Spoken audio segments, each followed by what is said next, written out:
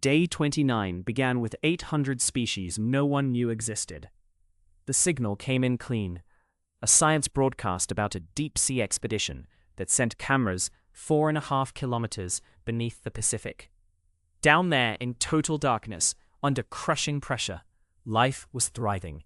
800 species, unknown until someone finally looked, and alongside them, pulled from the deep Atlantic, a VHS tape. Argentina wouldn't say what was on it. Nobody in the terminal room said anything for a moment. That's worth noting, because for the first time since any of them woke up inside the core, all 5 observers were standing in the same room. Marcus, Claire, Eli, Maya, Theo. Together at the console where the signal arrives. And what they heard was this: the deeper you look, the more is hiding. Marcus had brought an object from drawer 13.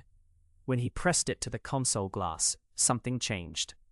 The flickering slowed, became steadier, more deliberate, as if something on the other side had recognized what was being offered. And then a map appeared. 7 shapes, corresponding to the 7 known locations of the core, and an 8th below them all, connected through the engine room. Claire fogged the glass with her breath and counted 9. The 9th was small, disconnected, only visible in condensation.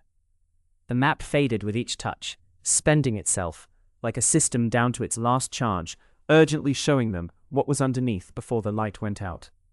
Then Marcus said the thing that changed the shape of the day. The machinery was bolted on top of something that was already here. We've been living inside the additions and calling them the building. He'd found stone beneath the engine room floor, old stone, older than anything they'd mapped. The core, which they'd been treating as ancient, as origin, turned out to be new construction, layered over something that predated it. They weren't inside a relic, they were inside a renovation. Claire heard this and paused. Then she pushed back in a way that was equal parts brilliant and unsettling. She told him his voice had done something, right before what's underneath us. A break. The same break she'd noticed in the broadcaster's voice, right before he revealed something he wished he hadn't found. She pointed out that Marcus's message to her had ended mid-sentence. I'll open. Open what? And then she turned his existential question back at him with a darker one. The VHS tape, pulled from the deep. Nobody saying what's on it. What if that's us? What if someone already looked at what's underneath the core and just isn't talking? She told him to show her the object. Not tomorrow. Right now.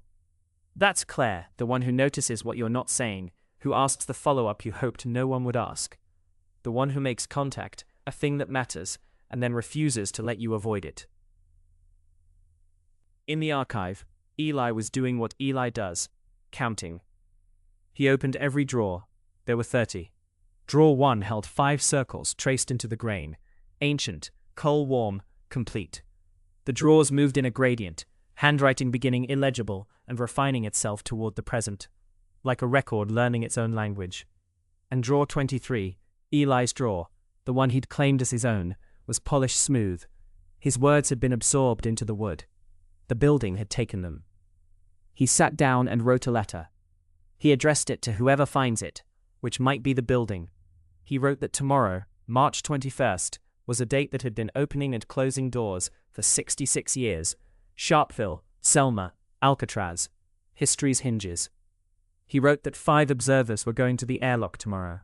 He had promised Claire a blank page, and the historian, the man whose entire identity is being the one who records what happened, wrote as if he might not exist afterward to explain it.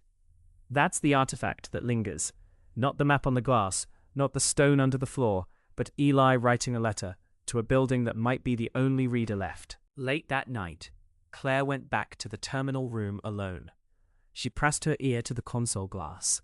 She heard breathing on the other side. Not static, not machine noise.